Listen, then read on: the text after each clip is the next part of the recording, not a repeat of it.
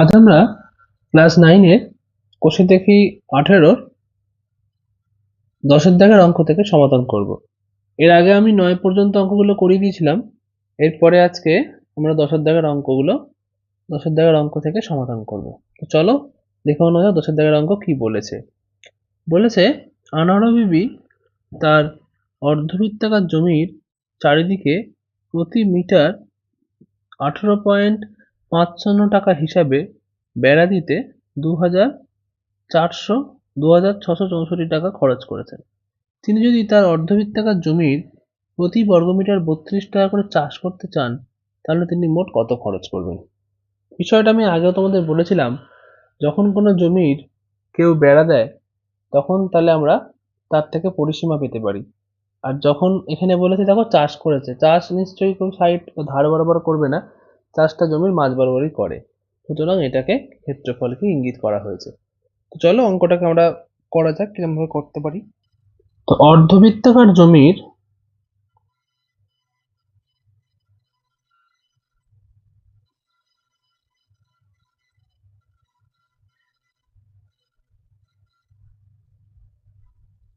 চারিদিকে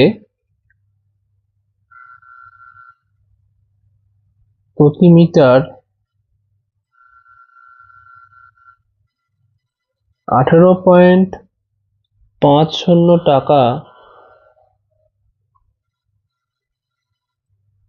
হিসাবে বেড়া দিতে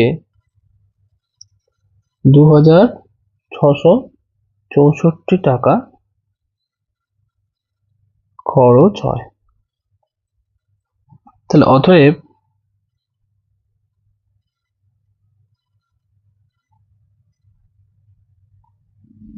বৃত্তাকার জমির অর্ধবৃত্তাকার জমির পরিধি, তাহলে কি হবে বলো? এরকম অঙ্ক তো আমরা করেছি, মোট টাকা যেটা থাকে সেটা দিয়ে প্রতি মিটারে কত খরচা সেটাকে ভাগ করে দিতে হয়। কি করবো আমরা?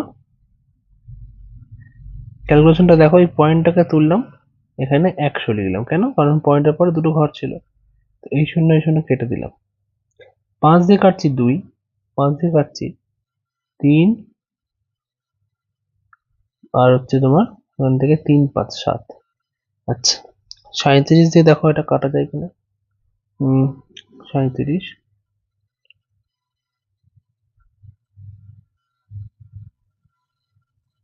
7 দিয়ে দেখো কত হচ্ছে,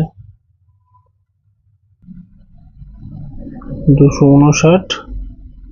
এটা কাটছি 7, তাহলে পড়ে থাকছে তোমার কিছু 4, 2, 74। তাহলে হলো কত? 144 মিটার।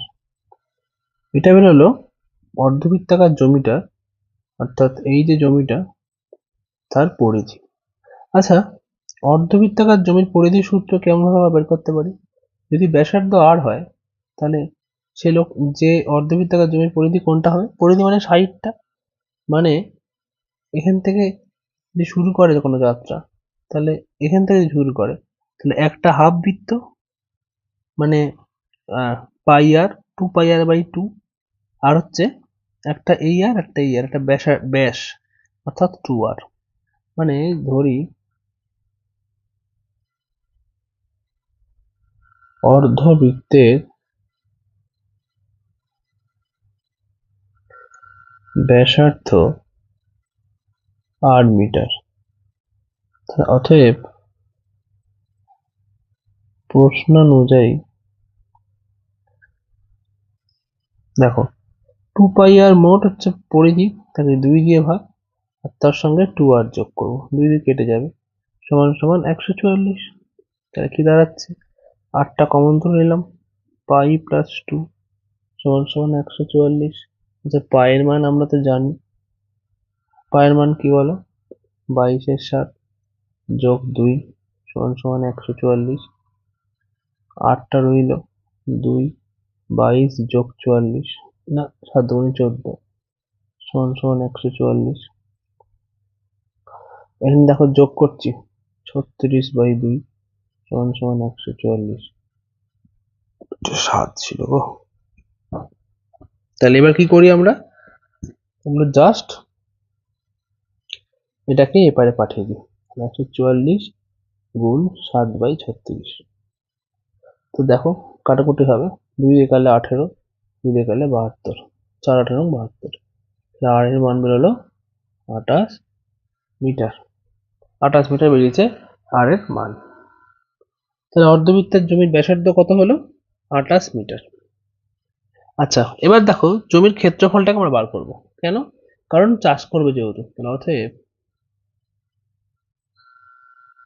অর্ধবৃত্তের ক্ষেত্রফল। আচ্ছা মূল জমির ক্ষেত্রফল হয় পাই আর স্কোয়ার, অর্ধবৃত্ত মানে 2 দিয়ে ভাগ, অর্থাৎ 22-এর একটা হাফ গুণ 22-এর 7 গুণ 28 স্কোয়ার, অর্থাৎ হাফ গুণ 22-এর 7 গুণ 28 গুণ 28, 4, এটা পাচ্ছি 2, কি দাঁড়ালো 22 গুণ 56 সমান কত হচ্ছে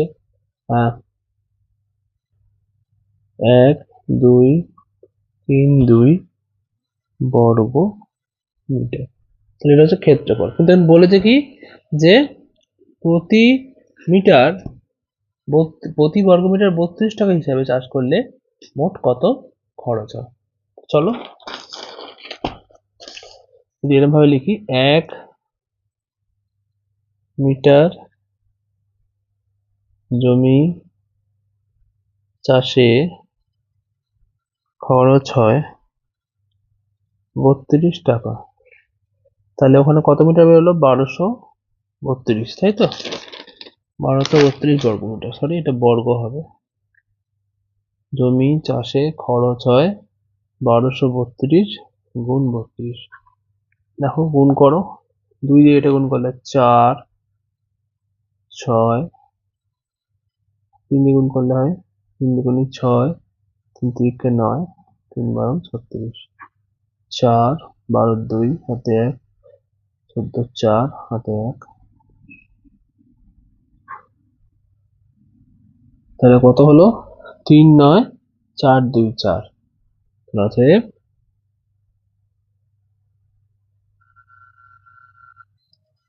আনোয়ারা বিবি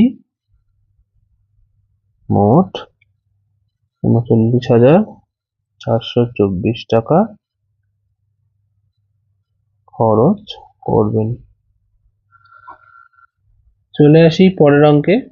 দেখো কি আছে, বলেছে আজ আমার বন্ধু রজত একই বেগে দৌড়ে স্কুলের বৃত্তাকার মাঠটি যে সময়ে একবার প্রদক্ষিণ করলো, একই বেগে মাঠের ব্যাস বরাবর দৌড়াতে 30 সেকেন্ড কম সময় নিল। গতিবেগ যদি 9 মিটার পার সেকেন্ড হয় তাহলে মাঠের ক্ষেত্রফল কত? তাহলে কি বলেছে বৃত্তাকার মাঠটি সে একবার ঘুরতে যে সময় লেগেছে আর ব্যাস বরাবর ঘুরতে তার থেকে 30 সেকেন্ড কম লেগেছে। গতিবেগ যদি 9 মিটার পার সেকেন্ড হয় তাহলে স্কুলের মাঠের ক্ষেত্রফল কত নির্ণয় করি। খুব ভালো একটা অঙ্ক। দেখো কিভাবে আমরা অঙ্কটাকে সমাধান করব। তাহলে কি বলেছে অঙ্কটা? বলেছে রজতের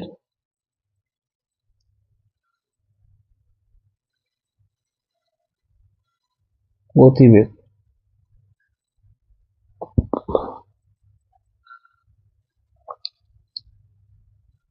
9 মিটার পার সেকেন্ড। কথার অর্থ হচ্ছে রজত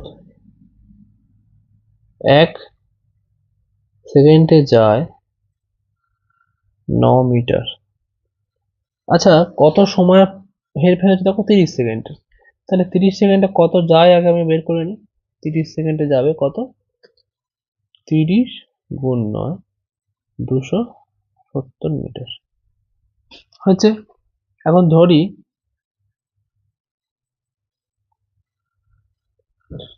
কি হচ্ছে ওই যে বৃত্তাকার মাঠ যেটা ছিল, বৃত্তাকার মাঠের ব্যাসার্ধ আর মিটার। তাহলে প্রশ্ন অনুযায়ী সে গেছে পরিধি অনুযায়ী, এ গেছে ব্যাস বরাবর, তার সময় ব্যবধান হয়েছে 270 মিটার। এটা বার করলাম, যেহেতু 30 সেকেন্ডে সেই দূরত্বটা গেছে তাই।